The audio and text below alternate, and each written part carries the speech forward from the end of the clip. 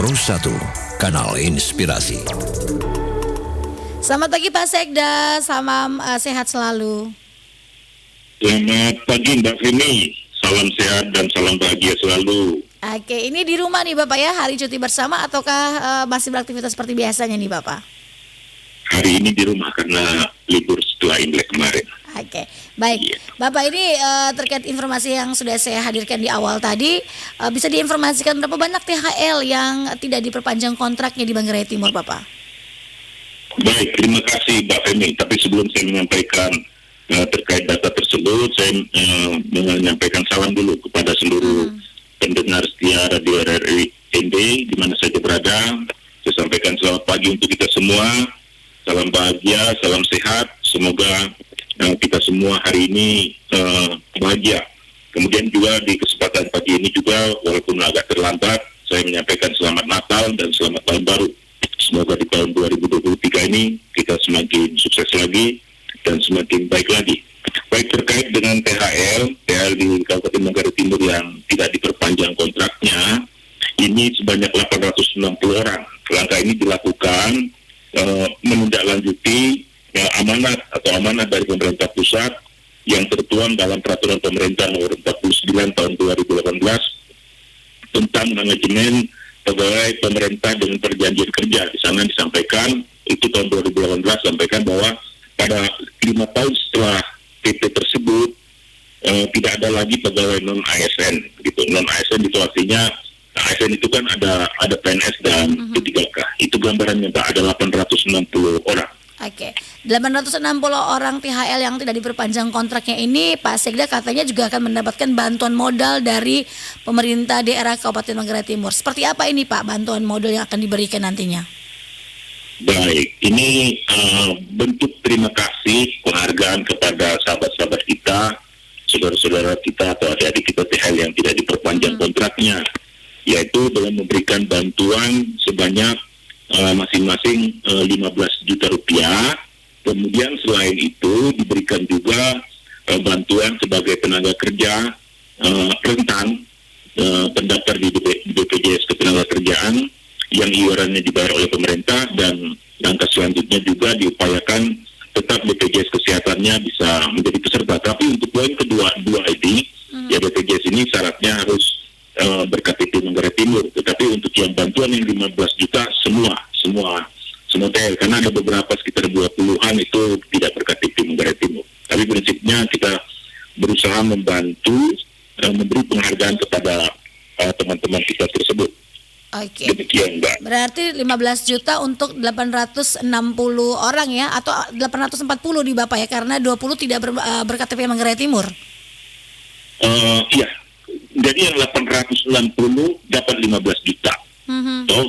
Cuma ada sekitar 20 lebih itu tidak dapat BPJS Ketenagakerjaan dan Kesehatan karena bukan berKTP Manggarai Timur. Okay. Jadi ada 800 lebih masih dapat. Begitu, masih dapat. Ini saya kasih gambaran dari mana uangnya, karena semua daerah dalam kondisi kesulitan. Yeah. Setelah pemberlakuan dan alokasi umum ada block grant, ada specific grant. Kemarin kebijakan kita diantaranya adalah kita mengurangi rencana kenaikan TPP, tambahan penghasilan pemerintah, pegawai pemerintah. Itu kita kurangi, kemudian ada kita tambah sedikit belanja dan melakukan penghematan. Prinsip kita bantuan ini artinya kita prioritaskan karena ini tentunya sangat bermanfaat untuk teman-teman kita tersebut. Begitu Mbak. Oke. Kemudian sejauh mana ini Pak proses dan juga progresnya? Prosesnya seperti ini ya. Jadi proses pencairan ini kita berusaha secepat mungkin. Bantuan ini bisa secepat mungkin. Bahkan Bapak Bupati pada rapat perdana tahun 2023, rapat pertama yang dia pimpin tanggal 3 Januari, menekankan secara khusus salah satu poinnya adalah agar melakukan percepatan proses pencairan.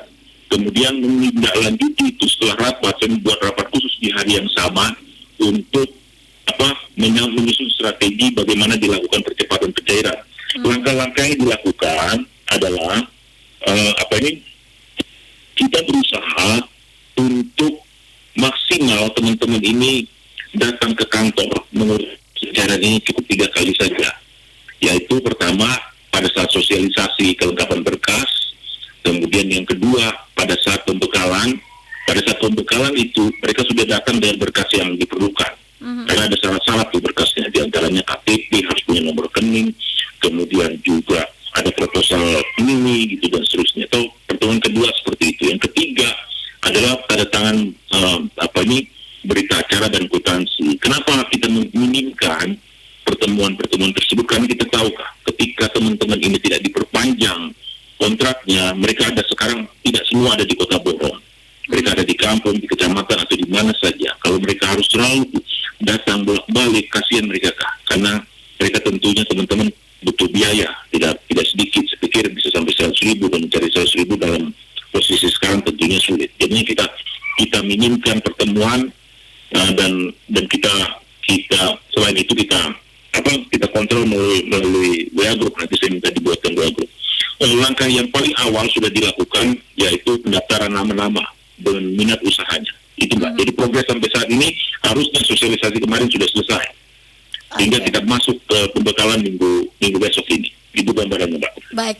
Jadi memang pemberkasan ini sudah berlangsung di 19 Januari 2023 kemarin nih Bapak ya? Atau di November awal ketika ada informasi terkait pemberian bantuan modal usaha kepada para THL ini Bapak?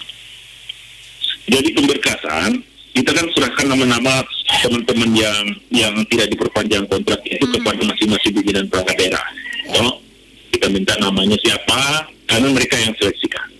Kan nggak semua masih ada. Misalnya ada masih supir, cleaning service, ada beberapa tenaga khusus seperti pendidikan, kesehatan, petugas lapangan, itu ada beberapa yang mesti pertahankan. Tapi khusus pendidikan dan kesehatan, karena ini menyangkut pelayanan yang khusus terkait dengan masyarakat, kita masih cukup banyak yang masih dipertahankan. Yang kemarin ini dari 890 orang ini sebenarnya yang prioritas pada tenaga administrasi yang bisa sebenarnya dihandle oleh teman-teman PNS. Jadi gambarannya Mbak, proses pendaftarannya sudah selesai. Sekarang kita masuk ke pembekalan. Kemarin walaupun untuk proses sosialisasi tidak berjalan, saya sudah sampaikan bahwa persyaratan dokumen itu disampaikan, diinformasikan kepada teman-teman. Terkait dengan misalnya nanti ada pertanyaan-pertanyaan, nanti disampaikan pada saat pembekalan saja. Itu yang saya inginkan supaya proses ini tidak menjadi lama lagi.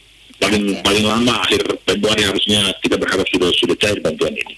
Oke, baik. Jadi pembekalan ini diberikan kepada masing-masing THL ini sesuai dengan minat usaha apa yang akan mereka lakukan nih Bapak ya setelah mendapatkan bantuan modal usaha ini.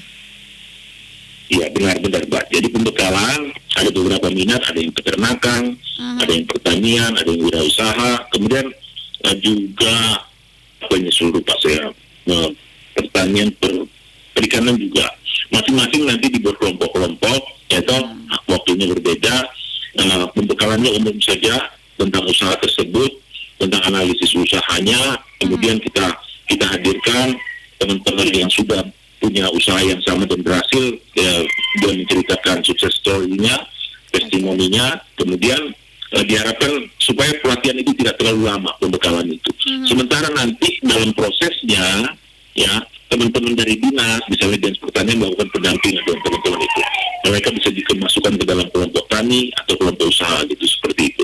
Kira-kira gitu gambarannya Pak. Jadi tidak lepas begitu saja mereka teman-teman nanti. Baik, jadi setelah mendapatkan 15 juta ini yang diperkirakan di awal Februari nih Pak Sekda ya, pendampingan dan Februari, Pak. Februari. Kita paling lama ya. Februari. Target kita. Ya, dan pendampingan ini juga terus dilakukan, pengontrolan juga terus dilakukan ya atas usaha yang dilakukan oleh para THL ini Pak Sekda ya. Benar, kita melalui masing-masing dinas. Kalau nanti dia bergerak di misalnya peternakan, kita minta dari dinas peternakan melakukan pendampingan juga. Kemudian misalnya tanaman sayur-sayuran di dinas pertanian. Begitu seterusnya Pak. Baik, yang terakhir Pak Sekda, apa himbauan dan juga harapannya, silakan. Jadi himbauan kita pertama-tama gini terkait peristiwa yang kemarin itu ya, sebenarnya itu tidak perlu terjadi. Kenapa saya sampaikan seperti itu?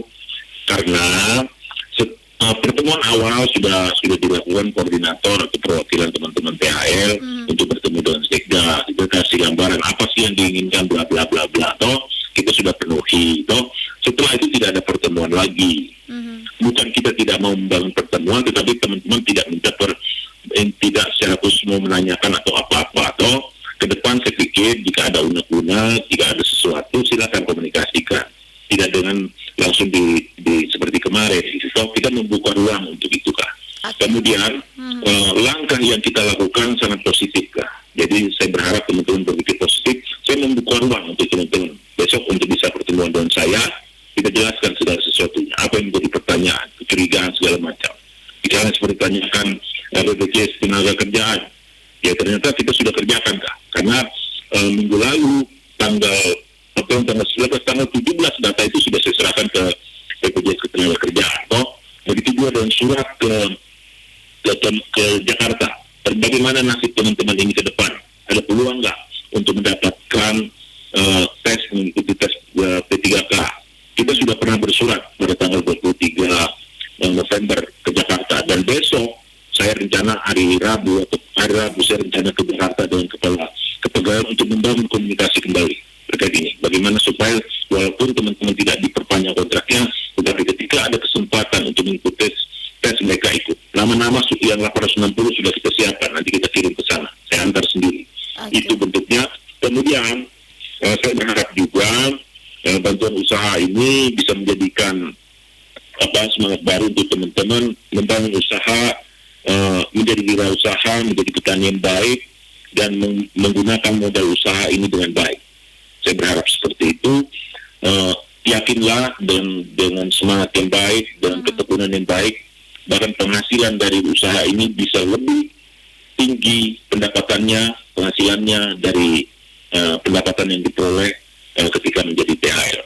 Itu imbauan, kita sama-sama mari bekerja sama, mari kita sama-sama berpikir positif, bangun komunikasi yang baik, karena saya yakin dengan komunikasi yang baik segala masalah bisa kita atasi. Demikian Mbak, terima kasih. Ini sebuah langkah yang sangat positif ya, dan juga bentuk perhatian ya dari pemerintah daerah Manggarai Timur kepada para THL ini yang tidak diperpanjang kontraknya. Semoga besok pertemuan ini berjalan dengan baik dan lancar di Pak Sekda ya. Apa yang menjadi unik-unik semua bisa diselesaikan dengan komunikasi positif yang dibangun nantinya. Oke, terima kasih. Terima kasih. Baik, terima kasih Pak Sekda. Salam sehat selalu. Ya.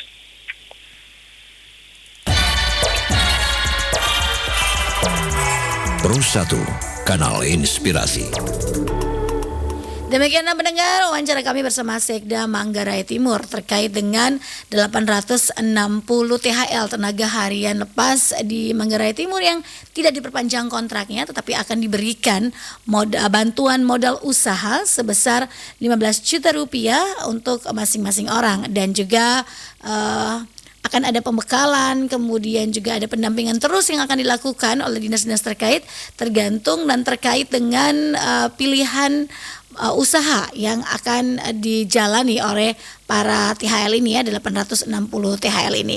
Dan besok pada 24 Januari akan diadakan pertemuan pemerintah daerah Kabupaten Manggarai melalui Sekda Manggarai Timur bersama dengan 860 THL.